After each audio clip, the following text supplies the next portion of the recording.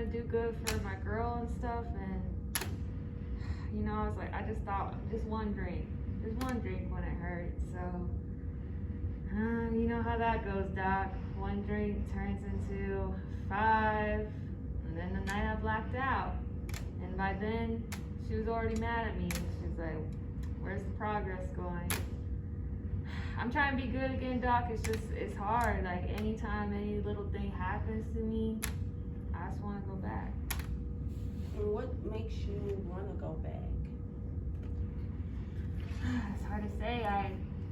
I try to find any excuse to drink, but you know, kind of what we were talking about last week, I think it goes deeper than that possibly. Sometimes I think it comes from me feeling really alone and sad.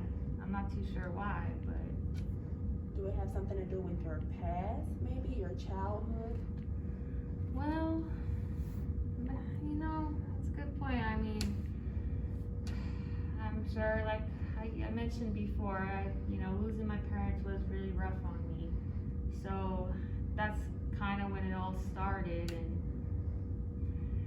But I think I just always feel kind of alone, even when I'm with someone close, that I turn to the drinking for comfort. It's hard for me to remember a time before that. I've been, you know, kind of a bad kid ever since then.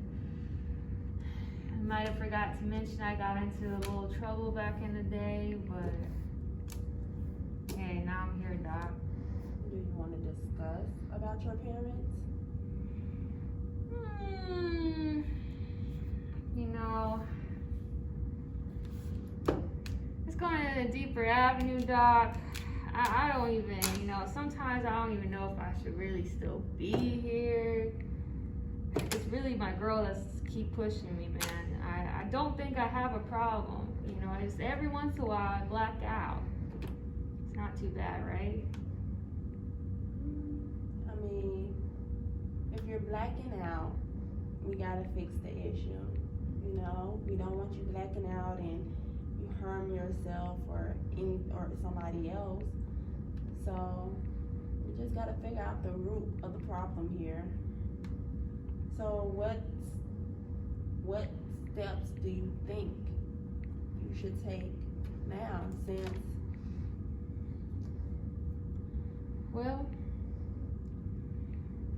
I guess staying out of trouble would be a good start, but I guess I could correlate the trouble always back to drinking. Even, you know, when I got busted for bar fights back in the day, it's usually because I can't just have one drink. I lose control and stuff. So as far as developing tasks, I would need to develop some controlling methods. You know, my problem is I think I could be a stable drinker and drink like any normal person, but I can't. When I go big, go home. So let's go back to the bar fights.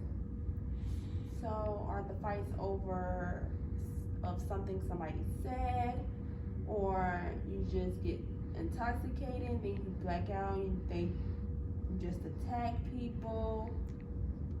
You know, to be honest, Doc, some of them I do remember, and some of them I don't. And that is kind of scary to say out loud that, you know, maybe blacking out is a problem, because I can't even recall what I did the night before, or remember why I got arrested in the first place. So when you go to the bar, are you alone or are you with friends? I feel like when I can really let loose, yeah, I can socially drink with friends, but when I can go as crazy as I want to, it's usually when I'm alone, and I guess I don't have anyone watching over me or telling me no, and I just don't have that self-control myself to stop. So what new goals you think we should set now, since the ones we had in stone are not working right now? I guess baby steps would be probably the pace I need to go at. You know, I think I was kind of long shotting it before, thinking I could just keep it to a drink a week or something, but you know, I just really want to go back to how I was before this. And I mean, I was content, I was happy. I want to be content and happy. This is my girl, not worry about anything else, but the drinking always comes in the way. I guess if I were to think about a time like that, I mean, I guess what I did to distract the drinking is I would spend a lot of time with close family and friends. Are you close with your family now? Yeah, I mean, we're still fairly close.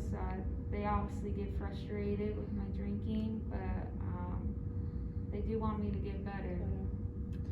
So if you had to change, if you had to take a step today or tomorrow, if your fiance asked you to take one step, what would that step be to somewhat work towards your goal? Well, I think one of the biggest steps I need to really focus on is to get out of this tough guy persona I try to keep up, but I really just need to be more vulnerable. I think that's when I make more progress, is when I'm vulnerable and honest with people. And why do you feel you have to put up a tough guy image? That's a good question, Doc. Honestly, I think I mean, a part of it has to do probably with losing my parents at such a young age, and you know, trying to be tough after that, after people give you so many pitying. I don't want people to pity me, you know. I want to, you know, be strong and on my own, be able to defend myself, and usually alcohol just gives me that little extra boost of confidence, but hasn't always resulted in good things, I guess. So do you think if you can find something else that could give you a boost of confidence, what would you think that would be besides drinking? I guess really just learning to accept myself and accept my faults. Because right now when I look in the mirror, I don't like what I see, Doc. I don't like making the people I have made upset. So many people that love me and are close to me that want to be done with me. So I guess I just need to learn how to be okay with myself, learn how to love and spend time with myself, be honest with myself, as well as the ones I'm closest to. That's the point. You said one important word was love yourself. So do you think before we have our next section, you will be working on love yourself? Maybe that can be a goal or something you can work on? I feel like I could definitely work on that. I feel like I could definitely work on taking some time alone with myself and self-care without resorting to always just drinking. You know, I think I just really do need to, like you said, focus on myself. Okay, so next section, that's what we'll come back to. You focus on yourself and self-care and loving yourself. Okay? All right, Doc. All right. Thanks for